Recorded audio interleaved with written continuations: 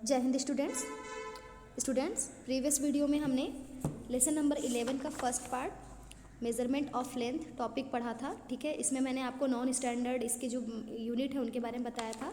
आज की वीडियो में हम लेंथ की स्टैंडर्ड यूनिट के बारे में जानेंगे। तो आइए देखते हैं। Nowadays standard units are used to measure length. आजकल लंबाई मापने के लिए मानक इकाइयों का उपयोग किया जाता है। The standard unit of the length is a metre.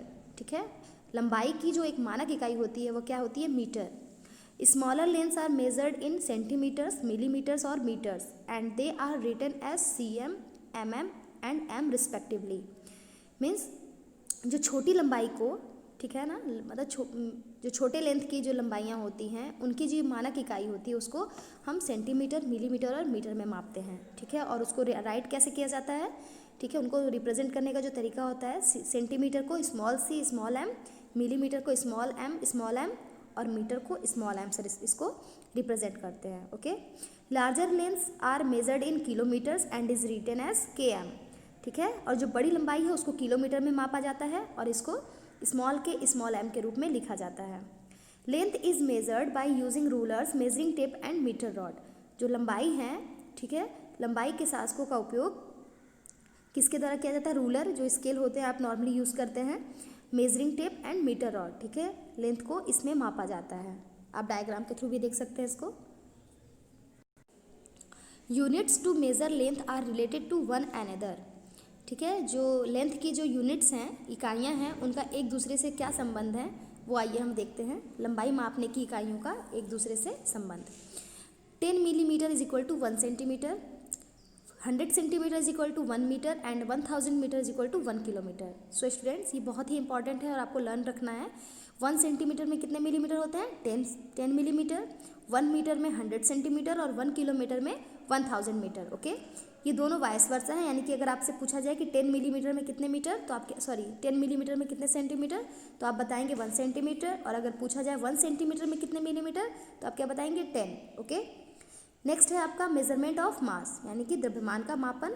Mass is the measure of how heavy और लाइट अ थिंग इज। ठीक है, जो द्रव्यमान है वह इस बात का माप करता है कि कोई भी वस्तु कितनी हल्की है या कितनी भारी है। Different things have different masses. ठीक है, विभिन्न मतलब अलग अलग चीज़ों का जो द्रव्यमान होता है वह अलग अलग होता है। Masses of lighter things is measured in milligram और ग्राम। जो हल्की चीज़ें हैं, हल्की चीज़ों का द्रव्यमान मिलीग्राम और ग्राम में मापा जाता है। उन्हें they are written as mg and g respectively. ठीक है, मिलीग्राम को m स्मॉल g से रिप्रेजेंट करते हैं और ग्राम को स्मॉल g से।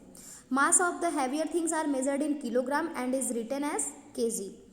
ठीक है, जो भारी चीज़ों का द्रव्यमान है उसे हम किलोग्राम में मापते हैं और इसको स्मॉल के स्मॉल g से रिप्रेजेंट करते हैं।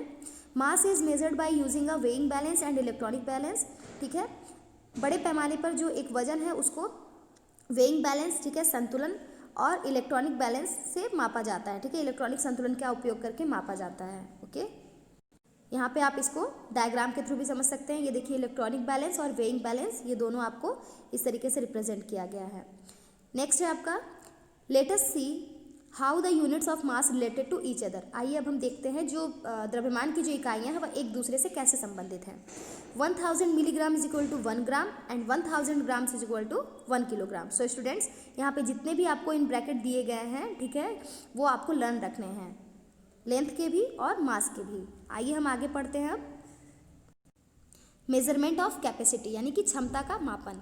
Capacity is defined as the quantity of a liquid that a container can hold. ठीक है, जो क्षमता होती है, जो कैपेसिटी होती है, वह एक द्रव की या तरल की मात्रा के रूप में परिभाषित उसको किया जाता है। ठीक है, जिसे एक कंटेनर में होल्ड किया जा सकता है, मीन्स किसी बर्तन में रखा जाता है। ठीक है, जैसे किसी बर्तन में किसी लिक्विड को रखते हैं तो वही उसकी जो क्वांटिटी, जो उसकी मात्रा होती है, उसे ही क्या बोलते हैं? हम कैपेसिटी बोलते हैं। Different objects have different capacities to hold liquids. ठीक है, विभिन्न वस्तुओं में अलग अलग, ठीक है ना, अलग अलग क्षमता होती है लिक्विड को रखने के लिए।